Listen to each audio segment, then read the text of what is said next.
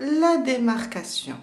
On va juste ouvrir notre boucle de cette façon, tourner notre base côté envers et là vous voyez on a le fil qui sort de cette boucle. Je vais faire passer mon crochet sous les deux brins et je ramène ma boucle et je serre. Je serre mon fil, je ferme bien ma boucle. Là, je vais passer mon fil vers l'arrière. De cette façon, il est sur le côté gauche de mon crochet. Juste après, on voit bien si on fait ça, on a la maille avec deux brins. Juste après mon fil, on a notre maille avec les deux brins. On les voit, une et deux. Je passe directement sans faire de maille en l'air sous les deux brins. Je ramène mon fil et je fais ma première maille coulée. On va faire un rang de maille coulée. Si vous avez peur de la perdre, on remet notre marqueur ici. Ça, c'est le début. Sous les deux brins.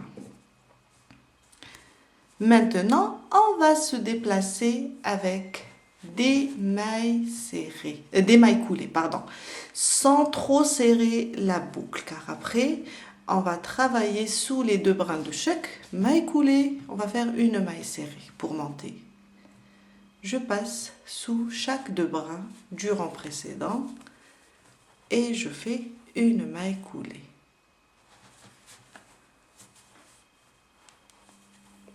Pas trop serré et pas trop lâché aussi. Jusqu'à faire tout le tour, aucune augmentation, juste des mailles coulées en se déplaçant jusqu'à faire le tour complet.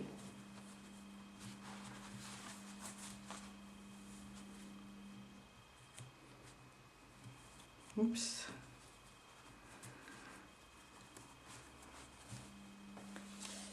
On aura ça. Une maille coulée sous les deux brins de chaque maille. Une maille coulée jusqu'à faire le tour complet. Je suis vers la fin, avant mon marqueur. J'ai ma dernière maille qui a deux brins. Il ne faut pas l'oublier. Je passe mon crochet et je fais ma dernière maille coulée. Je laisse le marqueur, vous le laissez à sa place, il ne faut pas l'enlever. On a terminé notre rang avec des mailles coulées. Mon prochain rang, on va commencer le corps de la corbeille. On va juste tourner notre... Alors, je vais ramener mon fil, le ramener vers l'envers de mon travail de cette manière. Et alors, il était comme ça, on était en train de travailler des mailles coulées. Je le ramène de cette manière ici, sur l'envers, et je retourne la base. Je suis maintenant sur le côté endroit. On voit le fil maintenant, il est sur le côté droit de mon crochet. Il est là. Maintenant, on voit bien ce qu'on a fait. Ça, c'est les mailles coulées, les deux brins. Je vais venir piquer sous les deux brins, sans fermer. On ne ferme pas le rang de démarcation. Sans fermer, je vais venir piquer sur ma dernière maille coulée, sous les deux brins, comme ça. Je ramène le fil et je fais ma première maille serrée. On le laisse le marqueur. Je viens sur la prochaine maille coulée, deux brins aussi, je fais une maille serrée. Et ça sera une maille serrée sur chaque deux brins. plutôt sous chaque deux brins de notre maille coulée, jusqu'à faire le tour complet.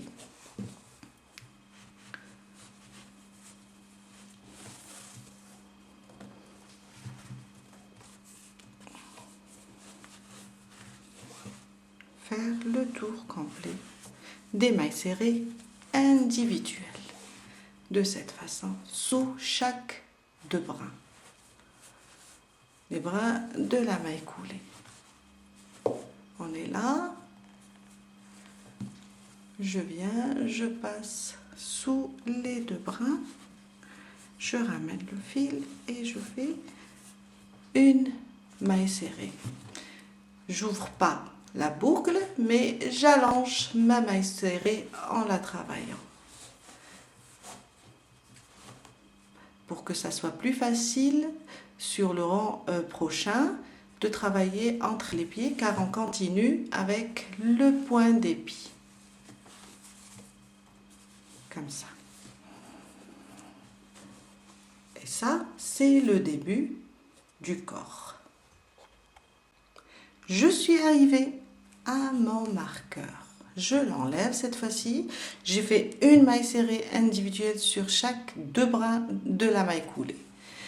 Je viens là, on voit bien que là où il y avait notre marqueur, c'est une maille à deux brins. Je passe sous les deux brins et je termine ma dernière maille serrée. Mais cette fois-ci, sans la fermer. On va faire comme dans la base. Je vais la fermer avec ma première maille serrée. Le brin arrière. Et voilà. Et on a terminé notre premier rang du corps. Mon deuxième rang, sans faire de maille en l'air, on va reprendre le point et puis je vais piquer entre les pieds de ma première maille serrée. On a travaillé dans le brin arrière pour fermer. Maintenant, je vais piquer ici entre ces pieds et je fais ma première maille serrée. Je la marque, peur de la perdre, et je continue. Une maille serrée entre les pieds de chaque maille serrée du rang précédent. On pique, on ramène le fil, on lui donne une certaine hauteur, comme ça, et je fais mes mailles serrées. Une maille serrée sur chaque maille jusqu'à terminer, plutôt entre les pieds de chaque maille serrée, jusqu'à terminer tout le rang.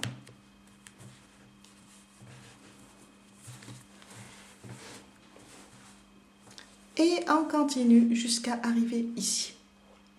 Je suis vers la fin, j'ai fait ma dernière maille serrée, mais sans la fermer. J'enlève le marqueur de ma première et je vais sur le brin arrière. Et je ferme. Et ça sera ça pour tous les rangs. Mon troisième rang. On va juste répéter la même chose. Une maille serrée sans faire de maille en l'air sur la première entre ses pieds. Et on la marque. Je vais pas serrer, je vais allonger le pied et serrer. Et on n'oublie pas de la marquer pour ne pas la perdre. On va continuer avec des mailles serrées individuelles entre les pieds de chaque maille serrée jusqu'à terminer tout le rang. Entre les pieds. Et quand on arrive sur la dernière, on ne la ferme pas. On va la fermer dans le brin arrière de la première. Pour le prochain rang, sans faire de maille de séparation, on pique entre les pieds de la première et on fait notre première maille serrée et on remet le marqueur. Et ça sera ça, une maille serrée individuelle entre les pieds de chaque maille serrée jusqu'à atteindre une hauteur désirée. Je suis vers la fin, j'ai fait une maille serrée dans l'autre maille serrée, plutôt dans la maille serrée du rang précédent. Alors, j'ai fait environ 10 cm de hauteur. Là, je vais vous montrer comment fermer et faire un dernier rang de, si on peut dire, une petite décoration pour terminer notre corbeille. Je termine ma dernière maille serrée en piquant entre les pieds de la maille serrée du rang précédent et je ne ferme pas directement, je vais la fermer cette fois-ci puisque c'est le dernier rang sous les deux bras. Et on a terminé notre corbeille, un dernier rang de finition. On va faire juste un rang de mailles coulées. Alors, on a fermé dans celle-là. J'ouvre un petit peu ma boucle cette fois-ci. Et je pique. On a fermé ici. Je pique directement dans la prochaine. Et je fais une maille coulée. Ne serrez pas trop les mailles coulées car c'est notre dernier rang. Comme ça. Et je pique dans la prochaine en faisant des mailles coulées. On n'oublie pas de marquer la première, c'est notre point de repère pour le début et on fait le tour avec des mailles coulées.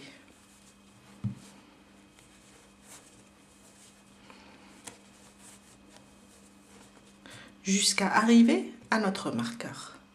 Je suis vers la fin, je termine la dernière maille coulée et je coupe mon fil. On est là, ça c'est la première, là où il y a le marqueur. Je coupe le fil, je le laisse un peu lent et je tire.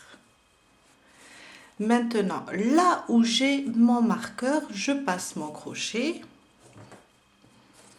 et je ramène mon fil vers l'intérieur. De cette façon, j'enlève mon marqueur et je vais cacher mon fil sous mes mailles serrées.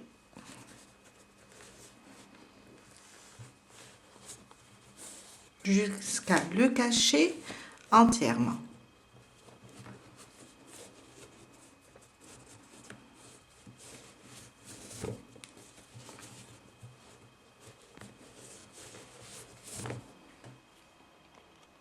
J'ai fait rentrer mon fil, je l'ai caché et je l'ai coupé. Il nous reste juste à redonner forme. Vous savez que le trapillo, il perd sa forme en le travaillant, à redonner forme à notre corbeille de cette manière. Il ne faut pas avoir peur car on sait qu'il est élastique et il perd un petit peu en le travaillant. Et voilà. On a terminé pour aujourd'hui. J'espère que cette vidéo va vous aider à réaliser votre propre corbeille carrée avec le point épi et je vous dis à la prochaine fois avec un nouveau tuto. Bye!